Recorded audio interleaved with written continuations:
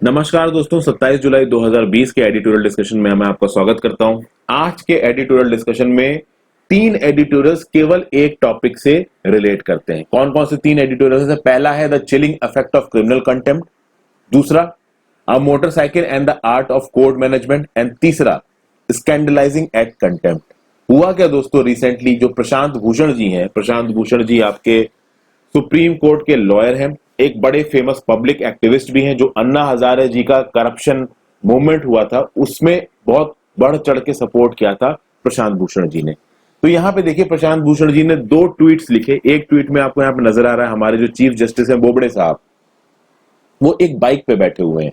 तो यहाँ पे आप इस ट्वीट को पढ़िए, प्रशांत भूषण जी क्या बोल रहे हैं। प्रशांत भूषण जी बोल रहे हैं कि सुप्रीम कोर्ट के चीफ जस्टिस ऑफ इंडिया ने कोर्ट को लॉकडाउन मोड में रख रखा है, तो इस समय पे सुप्रीम कोर्ट चल नहीं रही है।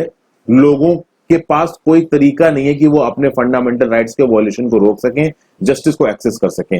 और इस दौरान बोबड़े साहब बिना किसी हेलमेट के, बिना किसी मास्क पे एक बीजेपी लीडर की 50 लाख की मोटरसाइकिल को चलाते हुए नजर आ रहे हैं। हालांकि दोस्तों, ये पूरे चांसेस है कि ये मोटरसाइकिल पे बैठ के उन्होंने एक फोटो खिंचा ली होती है। नॉर्मली होता है ना कि कोई अच्छी मोटरसाइकिल दिख जाए हमें अपने दोस्त की, तो हम उस पर बैठ के फोटो खिंचा लेते हैं। कोई अच्छी कार दिख जाए तो उस पर बैठ के फोटो खिंचा लेते हैं। हो सकता है उसी तरीके से चीफ जस्टिस साहब ने भी फोटो खिंचा ली हो, उसको इस तरीके से प्रेजेंट किया यहाँ पे प्रशांत भूषण ने। उसके बाद एक दूसरा ट्वीट है यहाँ पे प्रशांत भूषण का।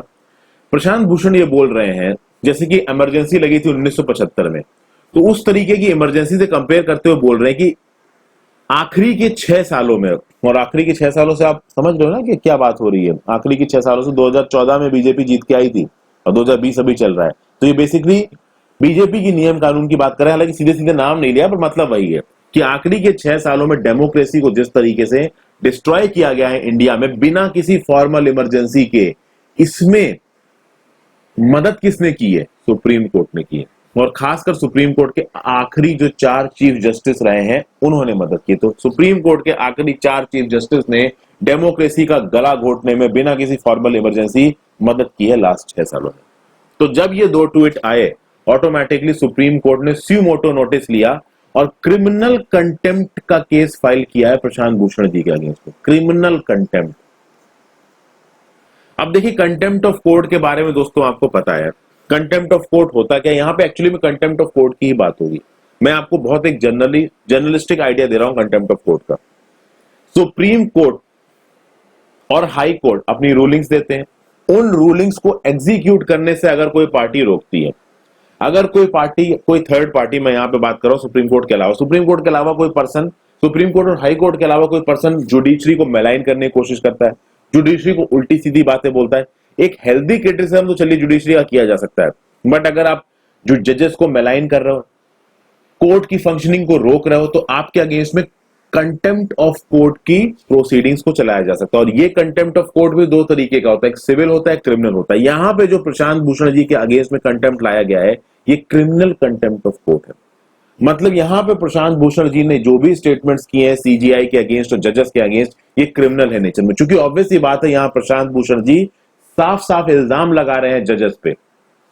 अच्छा, एक बात मैं आपको और बताना भूल गया, एक और केस सामने उधर के आया है।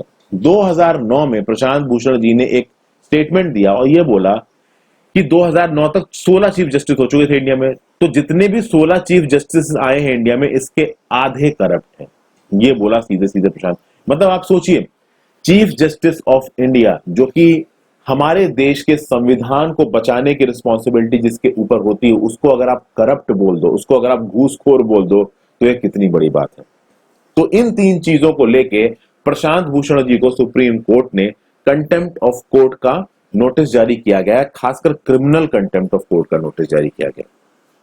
तो इसके बारे में दोस्तों हम लोग इन 3 आर्टिकल्स को सम अप करके देखने की कोशिश करेंगे। आगे चलते हैं। अ गवर्नर्स टेस्ट। देखिए, राजस्थान में क्या हो रहा है ये आपको पता ही है। कल मैं इस चीज को ऑलरेडी आपके साथ डिस्कस कर चुका हूं। अब बात यह हो रही है कि अशोक गहलोत जी साफ साफ ये बोल रहे हैं कि भाई राजस्थान स्टेट असेंबली की मीटिंग बुलाइए और एक फ्लोर टेस्ट लेना चाहिए। यहां पे ये बोला जा रहा है कि गवर्नर का तो ये काम ही होता है कि जब गवर्नर को ये लगे कि हाँ भाई उस असेंबली में किसी एक पार्टी की एक्चुअल लीडरशिप नहीं है, तो एक फ्लोर असेंबली बुलाई जानी चाहिए, वहां वोटिंग पड़नी चाहिए और उस वोटिंग के हिसाब से जो भी डिसीजन आएगा ये बता दिया जाएगा कि हाँ भाई ये पार्टी मेजोरिटी में। कहा यह जा रहा है कि कलराज मिश्रा जी इस फ्लोर असेंबली को बुला नहीं रहे। इसके अपने फेवर में, अपने इस डिसीजन के फेवर में कलराज मिश्रा जी ने कुछ इंपॉर्टेंट व्यू पॉइंट्स दे दिए। उन्होंने बोला कि भाई पेंडेमिक फैला हुआ है, उन्होंने बोला कि कोई भी एमएलए दबाव के अंदर में वोट ना दे, इसलिए कलराज मिश्रा जी अभी असेंबली की मीटिंग नहीं बुला रहे। कुछ यहाँ पे जो सिमिलैरिटी है वो लालजी टंडन वाले केस से देखने को मिल रही है। आपको पता है मार्च 2020 में मध्य प्रदेश की स्टेट लेजिस्लेटिव असेंबली में कांग्रेस की सरकार गिर गई और बीजेपी की सरकार भी आ गई। तो कुल मिलाकर गवर्नर के एंटी स्टैंस यहाँ पे कहा जा रहा है। जैसे लालजी टंडन ने मध्य प्रदेश में किया था, वैसा ही कुछ यहाँ पे एक अलग फॉर्म में कलराज मिश्रा करने की कोशिश कर रहे हैं राजस्थान में। इस आर्टिकल को दोस्तों मैं डिस्कस नहीं करूंगा। कल के न्यूज़पेपर डिस्कशन में, संडे वाले न्यूज़पेपर डिस्कशन में 26 जुलाई में मैं ऑलरेडी इस टॉपिक को डिस्कस कर चुका हूं। आगे चलते हैं। यहां पे जो आर्टिकल है द फॉल ऑफ हांगकांग, ये बोला गया जो नेशनल सिक्योरिटी लॉ आया है हांगकांग में, उसने उसको फिर से एक कॉलोनियल सिटी बना दिया है। यहां पे डेन जाओपिंग और मार्गरेट थैचर के बीच में जो बातचीत हुई थी 1982 में, और कैसे डेन जाओपिंग ने जो कुछ भी कहा है उसको अब हटा दिया गया है, इसके बारे में बात कही गई है। तो एक मेरे स्टूडेंट ने मुझसे पूछा था कि वन कंट्री टू सिस्टम वाला क्या चीज है, बेसिक लॉ क्या है आपका हांगकांग का, इन दोनों चीजों के बारे में इस आर्टिकल में बात कही गई है। तो इसको देखेंगे दोस्तों। आगे है री इमेजिनिंग जर्नलिज्म, जर्नलिज्म से रिलेटेड आर्टिकल है, हर मंडे को ये आता है, इंपॉर्टेंट नहीं है तो उसको डिस्कस करने की जरूरत नहीं है। और फाइनली ये आर्टिकल है रेवोल्यूशन इन पॉलिसी माइंडसेट। अब देखिए दोस्तों, इस आर्टिकल में कुछ कॉन्क्रीट स्टैटिस्टिक्स दिए नहीं है। एशिया पैसिफिक के रीजन के बाद इकोनॉमी को किस तरीके से खोलना है, लॉकडाउन से कैसे डील करना है, उसके बारे में यहाँ पे कुछ व्यू पॉइंट्स दे रखे हैं। कोई प्रॉपर स्टैटिस्टिक्स नहीं है, हवा में बस बातचीत की गई है। तो देख लेंगे जो कुछ भी यहाँ पे बोला गया, हालांकि कुछ इंपॉर्टेंट तो मुझे इस आर्टिकल में लगा नहीं। तो ये टोटल आर्टिकल से दोस्तों आज की शुरुआत करते हैं हम इस इशू से, the chilling effect of criminal content. अब इसका मैं जो बैकग्राउंड है वो तो आपको बता ही चुका हूं। क्या लिखा हुआ है यहाँ पे, इट इज रिग्रेटेबल दैट जजेस believe that silencing criticism will harbour respect for the judiciary. क्या कहा जा रहा है यहाँ पे, देखते हैं। बोला यह जा रहा है कि दोस्तों पैंडेमिक चल रहा है। अब पैंडेमिक में लॉकडाउन धीरे धीरे खुल रहा है, जैसे जैसे लॉकडाउन खुल रहा है जो वर्क प्लेसेस है, इंस्टीट्यूशन है, धीरे धीरे काम पे आ रहे हैं। बहुत समय से सुप्रीम कोर्ट का काम रुका हुआ है, सुप्रीम कोर्ट का क्या सबका ही काम रुका हुआ है। तो जब ये सारे काम रुके हुए हैं तो ऑब्वियस सी बात है जो अर्जेंट काम है उनकी प्रायोरिटी पहले होनी चाहिए। सुप्रीम कोर्ट के केस में भी ये चीज लागू होती है कि भाई जो सबसे प्रायोरिटी के केसेस है उनको पहले सुनना चाहिए सुप्रीम कोर्ट को। सबसे प्रायोरिटी के केसेस क्या होंगे भाई, dozens of constitutional cases pending है सुप्रीम कोर्ट के सामने। तो भैया जो सिटीजनशिप अमेंडमेंट एक्ट लेके आया है ये सच है या गलत है भाई, इसके बारे में बात की गई है। उसके बाद हेबियस कॉर्पस की जो पिटीशन आ रखी जम्मू एंड कश्मीर, उसके ऊपर सुप्रीम कोर्ट को कहना है। इलेक्टोरल बॉन्ड के मैटर पे इशू पेंडिंग पड़ा है सुप्रीम कोर्ट के पास। तो इन सब चीजों को सुप्रीम कोर्ट को अपनी प्रायोरिटी में रखना चाहिए। लेकिन सुप्रीम कोर्ट ने अपनी प्रायोरिटी में रखा क्या, सुप्रीम कोर्ट ने 2 ट्वीट के अगेंस्ट में, और एक्चुअली एक और चीज जो 2009 में 16 जजेस में से 8 को करप्ट बोला था प्रशांत भूषण जी ने, उसको ध्यान देके क्या बोला है, Supreme Court chose to take umbrage at 2 tweets. It said that these tweets brought administration of justice in disrepute and are capable of undermining the dignity and authority of the institution and the office of Chief Justice of India in particular. कुल मिलाकर supreme court यहाँ क्या बोल रहा है कि इन tweets ने हमारे सुप्रीम कोर्ट को और हमारे चीफ जस्टिस ऑफ इंडिया को बुरा भला कहा है, उनकी इज्जत को नीचे गिराया है। इसलिए ये बहुत इंपॉर्टेंट इशू है, इसको सामने लेके आना पड़ेगा। कुल मिलाकर आर्टिकल की जो शुरुआत है वो हुई कुछ इस तरीके से हो रही है कि सुप्रीम कोर्ट प्रायोरिटी कुछ चीजों को देखने के बजाय उसका जो क्रिटिसिज्म है उसको सामने लेके आ रहा है, क्रिटिसिज्म को दबाने की कोशिश कर रहा है। एंड में इस आर्टिकल का कंक्लूजन क्या निकलेगा ये भी मैं आपको बता देता हूं। कुल मिला के बात यहां पे, और कुछ इंटरनेशनल प्रेसिडेंट्स को भी यहां पे लिया जाएगा, जहां पे एंड में ये बोला जाएगा कि भाई देखिए सुप्रीम कोर्ट को क्रिटिसिज्म को दबाना नहीं चाहिए, जितना हो सके उसको क्रिटिसिज्म सुन लेना चाहिए। यहां जो कंटेम्प्ट ऑफ कोर्ट है, जो लॉ ऑफ कंटेम्प्ट है, उसके बारे में बातचीत की गई। देखिए लॉ ऑफ कंटेम्प्ट हमने ऑब्वियसली बात है इंग्लैंड से उठाया है।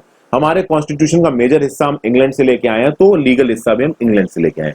तो यूके के लॉ कमीशन ने 2012 में एक report the. I am sorry दोस्तों, पीछे के बैकग्राउंड में पानी बहुत तेज बरस रहा है, तो हो सकता है आपको बूंदे गिरने की आवाज आ रही हो, उसके लिए सॉरी। तो यूके के लॉ कमीशन ने 2012 में एक रिपोर्ट करी और ये बोला कि भैया ये जो लॉ ऑफ कंटेम्प्ट है इसको एबॉलिश करिए। क्योंकि जब इस लॉ ऑफ कंटेम्प्ट को बनाया गया था, इसको as a blaze of glory बनाया गया था अराउंड कोर्ट। यानी कोर्ट के चारों तरफ एक ग्लोरी है और उस ग्लोरी को कोई वॉयलेट नहीं कर सकता। मतलब क्या था, काम का था इस लॉ ऑफ कंटेम्प्ट का? लॉ ऑफ कंटेम्प्ट का काम यह था कि पब्लिक को जजेस के बारे में कुछ गलत ना पता चले, मतलब कोई गलत आइडिया जजेस का पब्लिक को ना आए, यानी कोई जजेस को रॉन्ग लाइट में पब्लिक के सामने पोर्ट्रे ना करे। लेकिन एक चीज उसमें और एलिमेंट थी, इनहेरेंट थी, वो ये थी कि भले ही जजेस कुछ गलत कर रहे हैं तो उस गलती का एहसास भी लोगों को ना हो जाए। मतलब जजेस अगर सही कर रहे हैं तो सही है, तो उसके सही में अगर कोई गलत करता है तो भाई चलिए ठीक है, लॉ ऑफ कंटेम्प्ट सही है। बट अगर गलत को सही करने पे आ जाओ आप जजेस के कंटेक्स्ट में, तो वो गलत हो जाता है। तो ये बोल रहा था ये यूके लॉ कमीशन की रिपोर्ट 2012 में, जब जजेस गलत करते हैं तब भी उस गलत को रोकने के लिए वो लॉ ऑफ कंटेम्प्ट, जब कुछ कोई जज गलत करेगा तो उसको क्रिटिसाइज किया जाएगा, उस क्रिटिसिज्म को रोकने के लिए अगर लॉ ऑफ कंटेम्प्ट लेके आया जाएगा तो ये गलत है। इसलिए लॉ ऑफ कंटेम्प्ट को अबॉलिश करने की जरूरत है। ये रिपोर्ट किसने दी? यूके लॉ कमीशन ने दी 2012 में।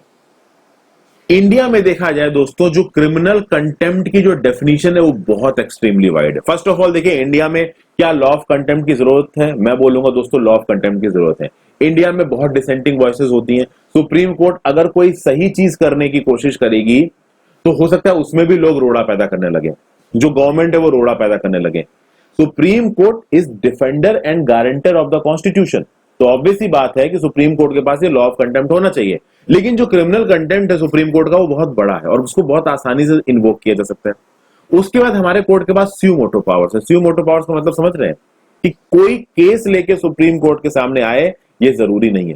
सुप्रीम कोर्ट ऑटोमेटिकली अगर उसको कुछ लगता है कि कोई इंपॉर्टेंस की चीज थी है, कोई इंपॉर्टेंस की चीज है, कोई इंपॉर्टेंट है पब्लिक इंटरेस्ट में कोई चीज, तो स्यू मोटो उसके पास कोर्ट अपने पास ले सकती है। जैसे फॉर एग्जाम्पल एक पर्सन का मर्डर हुआ, अब अगर इस पर्सन की फैमिली का कोई बंदा भी सुप्रीम कोर्ट के सामने आके केस फाइल नहीं कर सकता, तो सुप्रीम कोर्ट सीधे सीधे स्यू मोटो रिकॉग्निशन ले सकता है। यानी बिना कोई आए सुप्रीम कोर्ट के पास, सुप्रीम कोर्ट अपने आप से इस केस को अपने पास ले सकता है। इसको बोला जाता है स्यू मोटो। तो हमारे सुप्रीम कोर्ट के पास स्यू मोटो पावर्स हैं। हमारे सुप्रीम कोर्ट के पास एक बहुत बड़ी क्रिमिनल कंटेम्प्ट की पावर है, जिससे चीजें कॉम्प्लिकेट हो जाती है।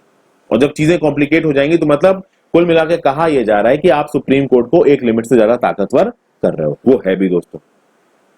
अच्छा चलिए, कंटेम्प्ट ऑफ कोर्ट पे जब आपके ऊपर प्रोसीडिंग चलेगी, तो अगर मान लीजिए कंटेम्प्ट ऑफ कोर्ट में आपके ऊपर प्रोसीडिंग चलती है, तो आप उन प्रोसीडिंग्स को डिफेंड कर सकते हो। मान लीजिए आपके ऊपर इल्जाम लगाए कि आपने कंटेम्प्ट ऑफ कोर्ट किया है, तो आप अपने आप को डिफेंड करोगे। डिफेंड कौन से बेसिस पे करोगे? आप दो बेसिस पे अपने आप को डिफेंड कर सकते हो, एक तो ट्रुथ पे और एक गुड फेथ पे। अब यहां पे जो नियम है दोस्तों, contempt of court act, contempt of court act 2006 से पहले जो था, उसमें ट्रुथ और गुड फेथ के बेसिस पे आप अपने आप को डिफेंड नहीं कर सकते थे।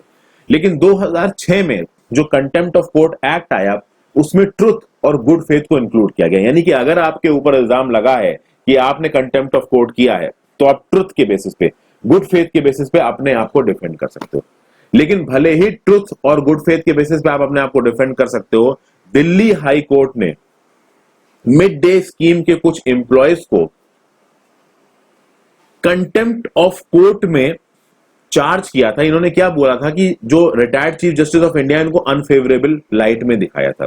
ठीक है दोस्तों, तो ये जो मिड डे के एम्प्लॉयज थे, ये मिड डे एक के न्यूज़पेपर पब्लिकेशन है, अगर आपको ना पता हो तो मैं आपको बता दूं। ये देखिए दोस्तों, ये मिड डे एक न्यूज़पेपर पब्लिकेशन है। तो इसके कुछ एम्प्लॉयज को सजा दी थी कंटेम्प्ट ऑफ कोर्ट की, किसने? दिल्ली हाई कोर्ट ने, चूंकि उन्होंने चीफ जस्टिस ऑफ इंडिया को अनफेवरेबल लाइट में दिखाया था। तो कुल मिला के ये कहा जा रहा है कि भैया ट्रुथ और गुड फेथ को भले ही आपने इंक्लूड कर रखा है as a defence under the contempt of court act of 2006, but फिर भी वो कुछ हो नहीं रहा है ग्राउंड लेवल पे। उसके बाद हमारे एक और जज हैं जिनका नाम है justice V R Krishna Iyer. Justice V R Krishna Iyer का क्या बोलना है? इन्होंने बोला ये जो लॉ ऑफ कंटेम्प्ट है, इसकी एक वेग और वांडरिंग ज्यूरिसडिक्शन है, जिसकी कोई सर्टेन बाउंड्री नहीं है, अनसर्टेन बाउंड्रीज है। तो regardless of public good, contempt law जो है, दिस में unwittingly trample upon civil liberties. तो जो सिविल लिबर्टीज है, और सिविल लिबर्टीज में क्या होता है? Right to freedom of speech and expression. तो right to freedom of speech and expression को ट्रैम्पल डाउन कर सकता है ये कंटेम्प्ट लॉ, क्योंकि इसका कोई प्रॉपर ज्यूरिसडिक्शन नहीं है। सिर्फ सुप्रीम कोर्ट, मतलब सिर्फ जुडिशरी पे सुप्रीम कोर्ट हाई कोर्ट पे डिपेंड करता है कि वो डिसाइड करेंगे कि एक्चुअली में कंटेम्प्ट ऑफ लॉ क्या है। ठीक है, तो on the face of it a law for criminal contempt is completely asynchronous with our democratic system which recognises freedom of speech and expression as a fundamental right. ये भी बोला जा रहा है कि भाई जो क्रिमिनल कंटेंट का लॉ है हमारे यहाँ पे, ये हमारे डेमोक्रेटिक सिस्टम्स के प्रिंसिपल्स के बिल्कुल अगेंस्ट है। हमारा डेमोक्रेटिक प्रिंसिपल क्या बोलता है? Freedom of speech and expression एक फंडामेंटल राइट है, उसके अगेंस्ट जा रहा है क्या? ये आपका क्रिमिनल कंटेम्प्ट का लॉ। तो ये सब बातें दोस्तों यहां पे बोली गई हैं। ओके, और चीजें देखते हैं। यहां पे एग्जीक्यूटिव के साथ भी एक पैरेलल रखा गया है जुडिशरी का। कभी कभी होता है ना कि एग्जीक्यूटिव बहुत ताकतवर हो जाता है। अगर कोई सरकार बनी है, किसी एक पर्टिकुलर सरकार का नाम नहीं लूंगा अभी के लिए, प्रेजेंट डे सरकार में दोस्तों क्या हो रहा है, बहुत सारे लोग ऐसा बोलते हैं उनके पास जबरदस्त मेजोरिटी है लोकसभा में। तो जब उनके पास जबरदस्त मेजोरिटी है लोकसभा में, धीरे धीरे राज्यसभा में वो अपनी सिचुएशन को फेवरेबल कर रहे हैं, तो वो इतने ज्यादा ताकतवर हो जाते हैं उनके एग्जीक्यूटिव मतलब काउंसिल ऑफ मिनिस्टर्स की, तो जो मनाता है वो करते हैं। कुछ कुछ ऐसा ही यहां पे बोला जा रहा है सुप्रीम कोर्ट के लिए। ओके, लेकिन यहां पे एक और चीज बोली गई कि अब फॉरेन में ऐसा नहीं है। जो फॉरेन डेमोक्रेसीज है ना, वहां पे कंटेम्प्ट के लॉ को थोड़ा रोक के रखा गया है। जैसे कि फॉर एग्जांपल अमेरिका के कोर्ट्स की बात कर लीजिए, कनाडा की कोर्ट्स की बात कर लीजिए, वहां पे इस लॉ ऑफ कंटेम्प्ट को अब ज्यादा इस्तेमाल नहीं किया जाता है। अगर जजेस के खिलाफ वहां पे आप थोड़ा बहुत क्रिटिसिज्म कर भी देते हो तो वो सुन लेते हैं, हर बार पे वो कंटेम्प्ट लॉ को सामने लेके नहीं आते हैं। जैसे फॉर एग्जांपल एक ब्रिटिश का न्यूज़पेपर है द डेली मिरर। अक्सर कर इसके जो सर्च रिजल्ट्स हैं वो गूगल में दिख जाते हैं अगर आप किसी टॉपिक को सर्च मार रहे हो। तो ये जो डेली मिरर है ब्रिटिश का न्यूज़पेपर, इसने एक फोटो छापी, उल्टी फोटो थी, उसमें जो हाउस ऑफ लॉर्ड्स थे उसके कुछ जजेस की फोटो थी और उनको लिख रखा था यू ओल्ड फूल्स। ठीक है, सोचिए कितना डिमीनिंग चीज है। आपने जजेस की फोटो को उल्टा करके छाप रखा और कह रखा यू ओल्ड फूल्स। तो उसमें से एक जज ने पता है क्या बोला कि देखिए मुझे ओल्ड बोलने में कोई बुराई नहीं है, मैं ओल्ड हूं तो हूं। और उसने बोला कि फूल मैं हूं कि नहीं हूं ये पब्लिक परसेप्शन से डिपेंड करता है। तो मैंने अगर किसी चीज पे कोई डिसीजन दिया तो उस पे मुझे कोई बेवकूफ बोल रहा है, फूल बोल रहा है, तो वो तो उस पर्टिकुलर पर्सन के परसेप्शन पे डिपेंड करेगा। तो देखिए यहां पे दोस्तों किस तरीके से वहां के जजेस ने इस चीज को देखा। इस पे वो कंटेम्प्ट ऑफ कोर्ट को यूज कर सकते थे बट उन्होंने यूज नहीं किया। आप समझ रहे हो ना दोस्तों? तो मतलब कहने का मतलब यह है कि दूसरे देशों में, इंग्लैंड में, कनाडा में, यूएस में अब इस तरीके की चीजों को, कंटेम्प्ट ऑफ कोर्ट को ज्यादा इस्तेमाल नहीं किया जाता। बट इंडिया में देख लीजिए सीधे सीधे कंटेम्प्ट ऑफ कोर्ट को ले आए। अभी रिसेंटली जो अरुंधति रॉय जी के केस में भी कुछ हुआ था, जो जस्टिस एसपी भरूचा है सुप्रीम कोर्ट ने, अरुंधति रॉय जी ने उनका क्रिटिसिज्म किया कि भैया एक डैम पे बैन लगा था, उन्होंने इस बैन को हटा दिया। तो अरुंधति रॉय जी ने जब एसपी भरूचा जी का क्रिटिसिज्म किया तो शुरुआत में तो एसपी भरूचा जी ने और सुप्रीम कोर्ट ने कुछ भी नहीं किया। बाद में जब अरुंधति रॉय ने धरना प्रदर्शन किया कोर्ट के बाहर तो उनको अरेस्ट कर लिया गया और एक दिन की सजा भी दे दी गई। तो कुल मिलाकर बस यही बात कही जा रही है कि अब ये जो कंटेम्प्ट ऑफ कोर्ट है, ये जो कंटेम्प्ट ऑफ कोर्ट का नियम कानून है, इसको भाई बदलने की जरूरत है, इसमें रिफॉर्म लाने की जरूरत है।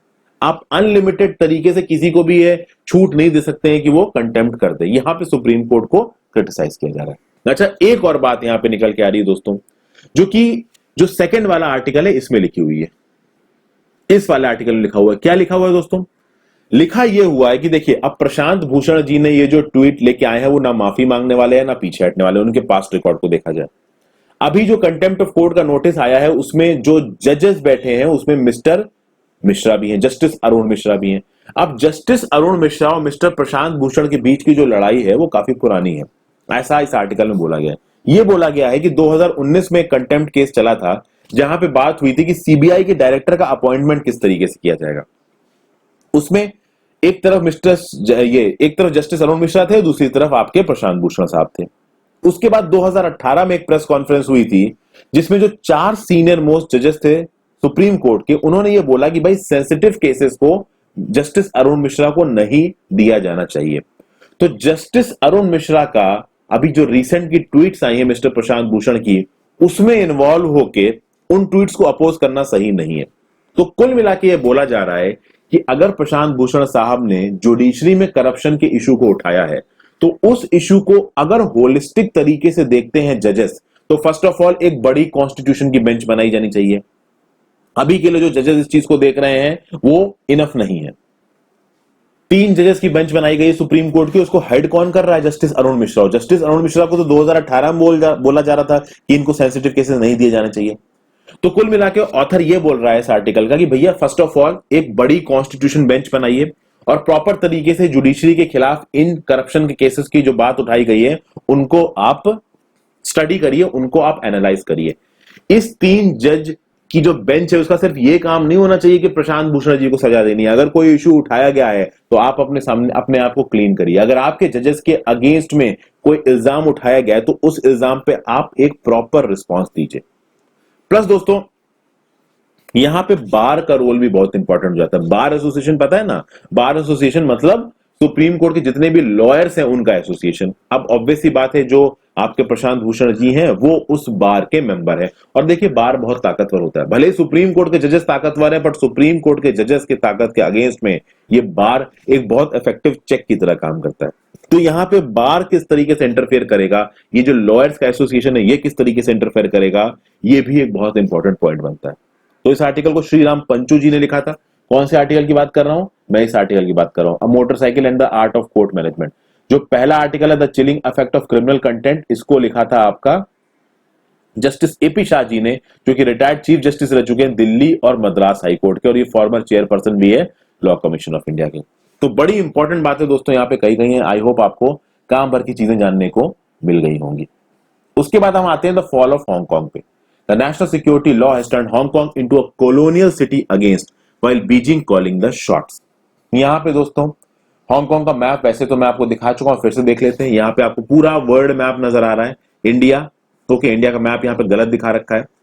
ये आपको पीपल रिपब्लिक ऑफ चाइना नजर आ रहा है और इधर आपको नजर आ रहा है हांगकांग।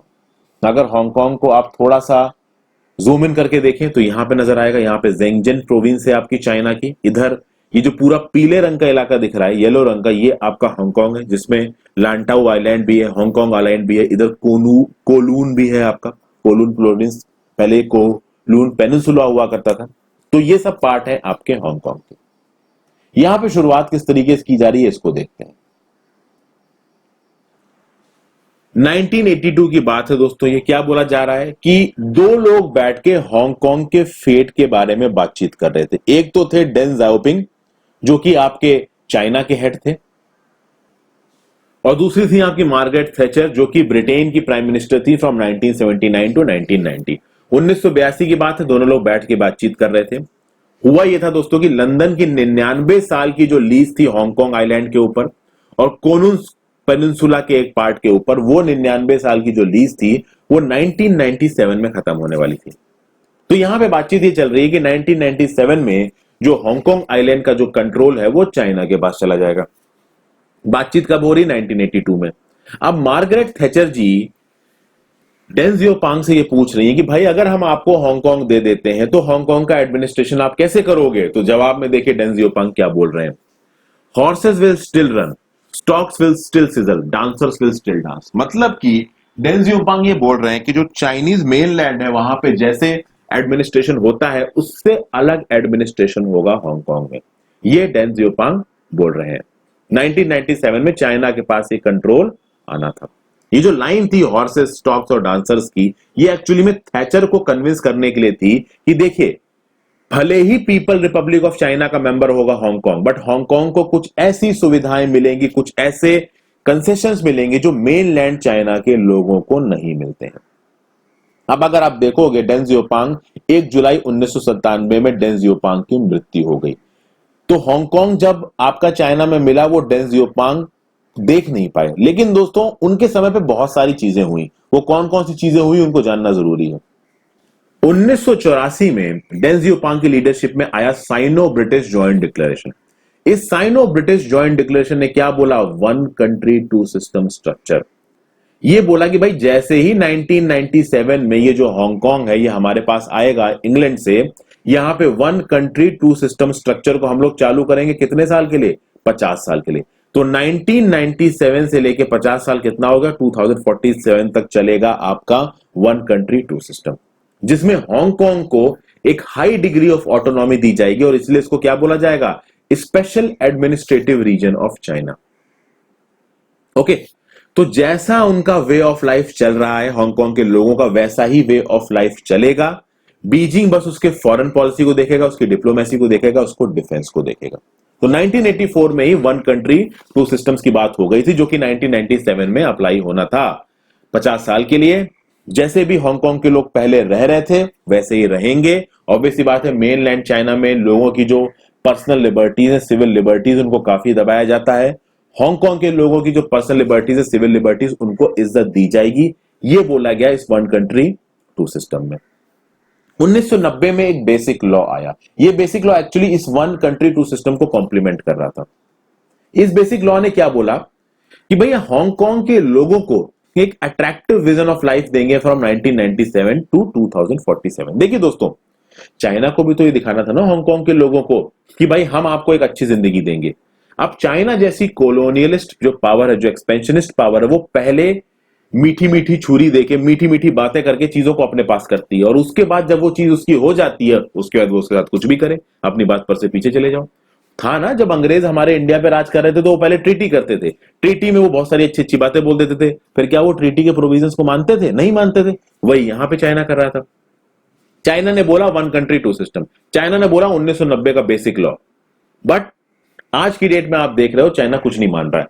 बहरहाल उस बेसिक लॉ से क्या बोला गया और इस वन कंट्री टू सिस्टम से क्या बोला गया कि हांगकांग के लोग कॉलोनियल सब्जेक्ट्स नहीं है। तो मतलब इंग्लैंड के अंदर वो थे तो उनको कॉलोनियल सब्जेक्ट्स बोला जा रहा था, चाइना के अंदर आ गए तो कॉलोनियल नहीं है वो, जबकि चाइना तो आज की डेट में सबसे बड़ी एक्सपेंशनिस्ट पावर है।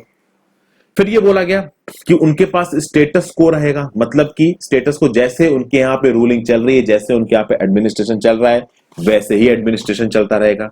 उनकी जो जुडिशरी है वो इंडिपेंडेंट रहेगी, उनकी प्रेस इंडिपेंडेंट रहेगी, उनकी असेंबली के पास राइट्स रहेंगे, वो असेंबली में इलेक्शन करके अपने चीफ एग्जीक्यूटिव को चुन सकते हैं। मेनलैंड सिटीज में जो प्रेस के राइट्स है, जो फ्रीडम ऑफ स्पीच है, उससे ज्यादा फ्रीडम ऑफ स्पीच कहां पे होगी? हांगकांग में होगी, और हांगकांग का ही एक लोकली इलेक्टेड बंदा उनकी गवर्नमेंट को चलाएगा। ये सब अच्छी अच्छी बातें कही गई दोस्तों।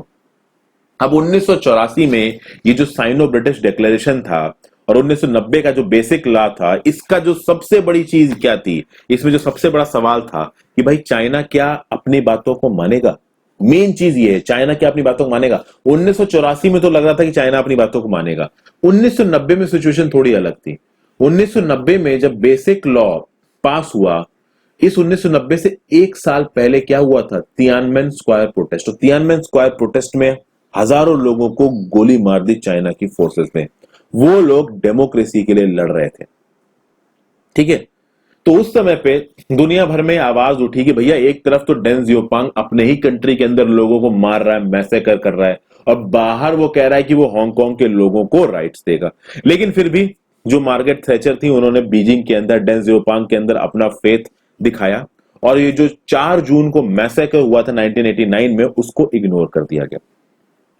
जो मार्गरेट थैचर थी और जो बाकी वेस्टर्न लीडर्स थे, उनका एक मानना था, उनको ये मानना था कि देखिए चाइना इकोनॉमिकली आगे आ रहा है, और जैसे जैसे चाइना के अंदर इकोनॉमिक लिबरलाइजेशन होगा, वैसे वैसे चाइना के अंदर पॉलिटिकल लिबरलाइजेशन होगा। ऐसा इन वेस्टर्न लीडर्स का सोचना था, लेकिन ये सोच बिल्कुल गलत निकल गई।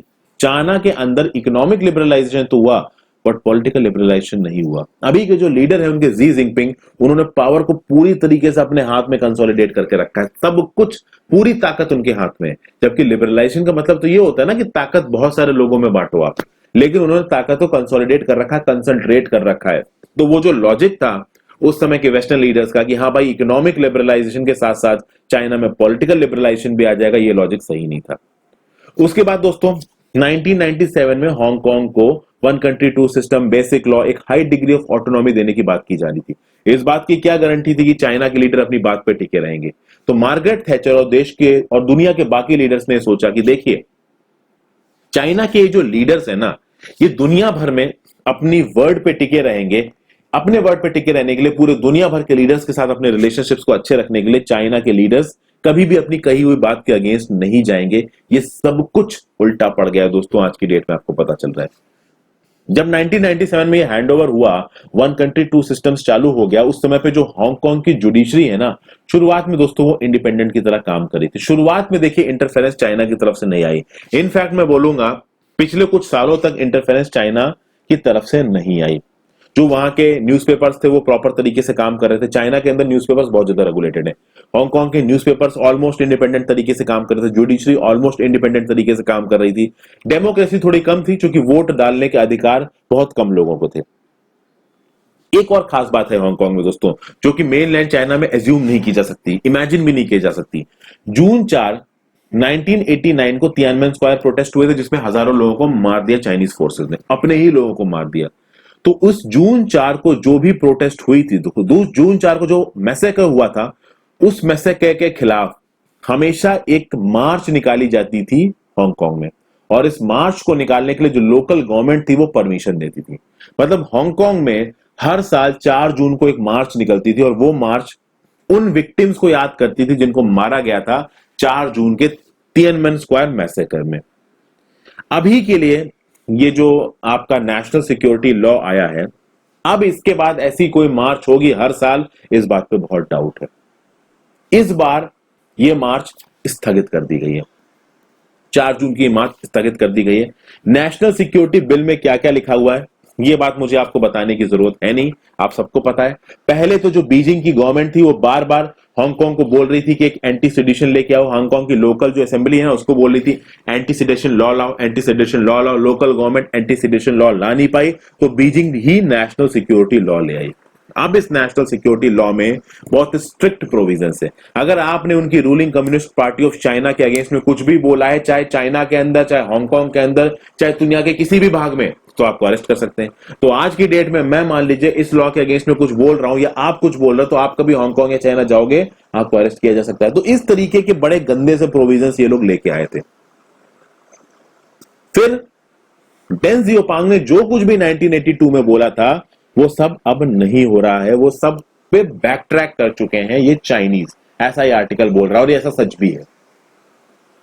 और ऑथर यहां पे ये सब चीजें इसलिए भी बोल रहा है दोस्तों, क्योंकि पिछले कुछ सालों में कुछ ऐसा हो रहा था एडमिनिस्ट्रेशन में, जिससे लग रहा था कि हाँ भाई, हांगकांग की ऑटोनॉमी खतरे में आ सकती है। जैसे फॉर एग्जाम्पल 2015 में एक फिल्म आई थी जिसका नाम था 10 ईयर्स। उस फिल्म में यह दिखाया गया कि 2025 में हांगकांग कितनी स्ट्रांगली एडमिनिस्ट्रेड होगा। तो जो हांगकांग के रेजिडेंट्स थे, उन्होंने बोला कि भाई ये कैसी फिल्म है, ये तो दिखा रही है कि हमें स्ट्रांगली एडमिनिस्टर किया जाएगा, और 2020 में जो नेशनल सिक्योरिटी लॉ आया उसके थ्रू वो सब चीजें कर भी दी गई। तो 2015 की 10 ईयर फिल्म में जो दिखाया गया वही अभी हांगकांग में हो भी गया है। फिर रेगुलरली हांगकांग में जिन लोगों ने जो ruling communist party of China के अगेंस्ट कुछ स्टेटमेंट्स दिए हैं, उनको अरेस्ट भी किया गया है। और अभी के लिए जब ये नेशनल सिक्योरिटी लॉ आया, तब से हांगकांग के जो ट्विटर यूजर्स है ना दोस्तों, उन ट्विटर यूजर्स ने अपने अकाउंट को बैन करना शुरू किया गया। उनको ये डर लग रहा है कि पहले हो सकता है उन्होंने कभी कोई ऐसी चीज शेयर कर दी हो जो कि उनकी ruling communist party of China के अगेंस्ट हो, तो भैया उनको भी कहीं पे अरेस्ट ना कर लिया जाए। तो कुल मिला के एंड में डेन जियोपांग के इस स्टेटमेंट का मजाक उड़ाया जा रहा है। कौन से स्टेटमेंट का? तो मैंने आपको सबसे पहले बताया था कि horses will still run, stocks will still sizzle, dancers will still dance. तो ये सब चीजें तो अभी हो रही हैं, लेकिन जो इंडिपेंडेंस है हांगकांग की, वो चली गई है। हालांकि इसमें स्टॉक्स विल स्टिल सिजल पे मुझे डाउट है, क्योंकि ऑब्वियस सी बात है, हांगकांग की जो इंडिपेंडेंस है वो चली गई है, तो यूएस, यूके और बाकी वेस्टर्न कंट्रीज जिसकी वजह से हांगकांग की इकोनॉमी बूम करती थी, उनका सपोर्ट अब हांगकांग के पास से चला गया, चाइना के पास से चला गया। तो अब हांगकांग की इकोनॉमी उतनी बूम करेगी, इस बात पे एक बहुत बड़ा डाउट है। ठीक है दोस्तों, तो ये चीजें।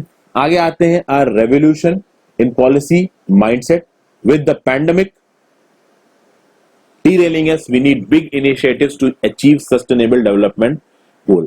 अब देखिए यहाँ पे दोस्तों अच्छी अच्छी बातें करी गई हैं। मैं आपको कोई प्रॉपर स्टैटिस्टिक्स तो दिए नहीं है, मैं आपको काम की चीजें बता देता हूँ। यहाँ पे ये बोला जाया गया, देखिए कोविड-19 का पैंडेमिक के चलते एशिया पैसिफिक कंट्रीज की इकोनॉमी डीरेल हो चुकी है। सस्टेनेबल डेवलपमेंट गोल्स का जो टारगेट बनाया गया था, उस टारगेट को मीट करना बहुत मुश्किल हो गया है। तो अब जरूरी है कि जब गवर्नमेंट वापस आएगी, जब फिर से गवर्नमेंट प्रॉपर तरीके से काम करना शुरू करेगी, इकोनॉमी काम करना शुरू करेगी, तो पैंडेमिक ने हमारी फ्रेजिलिटी और सिस्टमेटिक गैप्स को पॉइंट आउट किया है। तो की सिस्टम में हम कहां पे गुलेबल है, हम कहां पे वल्नरेबल है, ये चीज यहां पे पॉइंट आउट की गई है। फ्रेजिलिटी मतलब कितनी आसानी से कोई चीज टूट सकती है। तो जब ये सब चीजें पॉइंट आउट हो गई हैं, तो कंट्रीज को अब इन चैलेंजेस के हिसाब से कुछ वर्केबल स्ट्रैटेजीज ढूंढनी चाहिए, ताकि प्रोग्रेस को एक्सेलरेट किया जा सके, डेवलपमेंट गोल्स को मीट किया जा सके, और आगे ऐसी कोई चीज ना हो, इसके लिए हम लोग रेजिलियंस को लेके आ सके। अब दुनिया भर की कंट्रीज में दोस्तों इसके लिए स्टेप्स लिए गए, जैसे कि countries have taken steps to extend universal health care system and strengthen social protection system including cash transfer and food distribution system for vulnerable households. Accurate and regular data have been key to such efforts. Innovating to help the most advantaged access financing in small and medium-sized enterprise credits have been vital. कहा जा रहा है क्या कि भाई दुनिया भर में यूनिवर्सल हेल्थ केयर किया गया है, सोशल प्रोटेक्शन सिस्टम्स को स्ट्रॉन्ग किया गया, कैश ट्रांसफर किया गया, फूड डिस्ट्रीब्यूशन सिस्टम्स को लेके आया गया है, प्रॉपर डाटा रिपोर्टिंग हुई है। अब देखिए दोस्तों, इसके कोई प्रॉपर एग्जाम्पल नहीं दिए गए इस आर्टिकल में। दुनिया भर में ये सब चीजें हुई हैं, ये बताया जा रहा है, कहां पे क्या क्या हुआ है ये सब चीजें नहीं बताई गई हैं, इसलिए मुझे ये आर्टिकल उतना प्रॉपर नहीं लगा। फिर आगे क्या बोला जा रहा है, किसी भी तरीके के डिस्क्रिमिनेशन को रोकने के लिए बहुत सारी अलग अलग कंट्रीज ने कॉम्प्रिहेंसिव अप्रोचेस ली हैं। जेंडर और जेंडर बेस्ड वायलेंस को रोकने के लिए कॉम्प्रिहेंसिव अप्रोचेस लिए। पार्टनरशिप हुई है, तो प्राइवेट सेक्टर और फाइनेंसिंग इंस्टीट्यूशंस में पार्टनरशिप हुई है। इन्होंने गवर्नमेंट के साथ मिलकर क्रिएटिव सॉल्यूशंस लेके आए हैं। तो कुल मिला के ये बोला गया है कि जब कोविड-19 का पैंडेमिक हमारे सामने आया तो पूरी दुनिया भर की कंट्रीज ने किस तरीके से रिस्पॉन्ड किया, और इस रिस्पॉन्स के बेसिस पे हम ये बोल सकते हैं कि भाई हमारे पास ऑप्टिमिज्म की प्रॉपर वजह हैं, हमारे पास पॉजिटिव थिंकिंग की प्रॉपर वजह है। कोविड-19 क्राइसिस के बाद अब लोगों के वेल बीइंग को ध्यान देने के लिए इक्वलिटी पे ध्यान देने की जरूरत है, इन्वायरमेंट को ध्यान देने की जरूरत है, नेचुरल रिसोर्सेज को ठीक तरीके से यूज किया जाए उस पर ध्यान देने की जरूरत है, लोगों के हेल्थ को बचाने की जरूरत है, ताकि आगे आने वाले समय में इस तरीके का कोई चैलेंज फिर से हमारे सामने आके न खड़ा हो जाए। अब चूंकि ये आर्टिकल अरमीदा सल्सिया एलिस जहाबाना जी ने लिखा है, ये यूएन की यूनाइटेड नेशंस की अंडर सेक्रेटरी जनरल है, इसलिए इन्होंने दोस्तों इतना जर्नलिस्टिक आर्टिकल लिखा है। जर्नलिस्टिक आर्टिकल क्यों दोस्तों, चूंकि यहाँ पे जनरल तरीके से सारी चीजें बता रखी हैं, हर कंट्री में क्या क्या स्पेसिफिक चीजें हुई हैं वो नहीं बताया है, ओवरऑल सारी कंट्रीज को एड्रेस करके एक आर्टिकल सा लिख दिया है। तो इस तरीके के पॉइंट्स आपको एक लिमिट तक ही सिविल सर्विसेज में मदद कर सकते हैं। तो एक या दो लाइनों में आप इन सब पॉइंटों को लिख सकते हो वहां पे सिविल सर्विसेज एग्जाम में। सिविल सर्विसेज के एग्जाम में जब आप किसी भी पॉइंट को स्टैटिस्टिक्स के साथ सपोर्ट करते हो तो आपको नंबर मिलते हैं। जर्नलिस्टिक व्यू में यूपीएससी के जो चेकर्स हैं वो कम ही नंबर देते हैं दोस्तों। तो आई होप आपको ये वीडियो पसंद आई हो। आंसर राइटिंग से रिलेटेड, करंट अफेयर्स के दूसरे इनिशिएटिव से रिलेटेड चीजें मैं आपके लिए लेके आऊंगा। तो thank you for watching this video friends. Video को शेयर किए बिना मत जाइएगा। आप अपने सुझाव हमेशा मुझे कमेंट बॉक्स में दे सकते हैं, मैं आपके सारे कमेंट्स पढ़ता हूं। क्योंकि कमेंट्स जितने आ रहे हैं वो थोड़े बढ़ रहे हैं, तो मैं उनके सबके जवाब टाइम पे नहीं दे पा रहा हूं, बट मैं पढ़ सारे रहा हूं दोस्तों। So thank you for watching this video. अपना ध्यान रखिए, कोविड से बच के रहिए, हेल्थ का ध्यान रखिए। Good bye.